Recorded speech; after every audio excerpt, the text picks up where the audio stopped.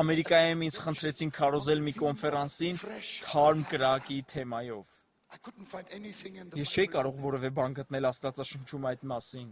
Եվ ես կանգնեցի և ասացի. ինձ խնդրեցին քարոզել թարմ կրակի մասին։ Խնդրում եմ ասացեք ինձ դուք երբևէ լսել եք թարմությունը կորցրած կրակի մասին։ Այդ կրակը, որ իջնում է քո գլխին, հարատևում է։ Այն հավիտյան է տրված քեզ։ Նա կբնակվի քեզ հետ հավիտյան։ Որքան ժամանակ է հավիտյանը։ Հավիտյան է։